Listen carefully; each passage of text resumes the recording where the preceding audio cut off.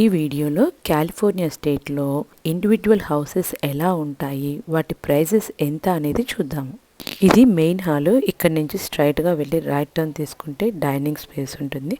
దాని పక్కనే ఇలా కిచెన్ కూడా ఉంటుంది. డైనింగ్ స్పేస్ నుండి ఇలా కిందకి వెళ్ళామనుకోండి, జస్ట్ ఒక స్టెప్ లాగా ఉంటుంది ఇక్కడ. దాని తర్వాత అక్కడ నుంచి రైట్ టర్న్ తీసుకున్నామనుకో మనకి కార్ పార్కింగ్ గరాజ్ ఉంటుంది. గరాజ్ చాలా పెద్దగా ఉంది. 2 కార్స్ పట్టిన తర్వాత కూడా చాలా స్పేసియస్గా ఉంటుంది. ఇందాక డైనింగ్ స్పేస్ నుంచి లెఫ్ట్ వెళ్తే పేషియో ఉంటుందని చెప్పాను కదండి. ఇదిగోండి, ఈ ఇంట్లో నాకు బాగా నచ్చిన స్పాట్ ఏంటంటే ఈ గార్డెనింగ్. ఇక్కడ చూసారు కదా ఎన్ని రకాల చెట్లు ఉన్నాయో. రకరకాల పండ్ల చెట్లతో పాటు రకరకాల పూల చెట్లు కూడా ఉన్నాయి. యుఎస్లో నాకు నచ్చిన పని ఏదైనా ఉంది అంటే మాత్రం అది గార్డెనింగ్ అనే చెప్పుకోవాలి. ఇక్కడ ఉండే వెదర్ వల్ల మనం తక్కువ కేరింగ్తో ఎక్కువ మొక్కల్ని పెంచుకోవచ్చు అనమాట.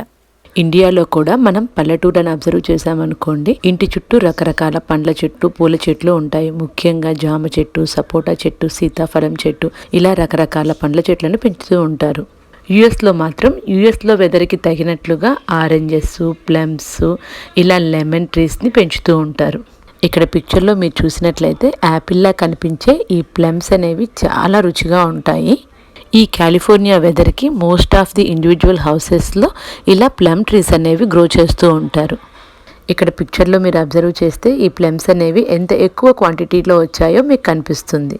ఇక మనం ఈ గార్డెనింగ్ వ్లాగ్ నుంచి పక్కకు వచ్చేసామనుకోండి, ఇలా స్టెప్స్ ఎక్కి డైనింగ్ స్పేస్లోకి ఎంటర్ అయిన తర్వాత స్ట్రైట్గా ఒక బెడ్రూమ్ ఉంటుంది. ఇది కిడ్స్ బెడ్రూమ్ అనమాట. అంటే మరి అంత స్పేసియస్గా ఉండదు. అందులోనే ఒక చిన్న వాకింగ్ క్లోజెట్ కూడా ఉంటుంది.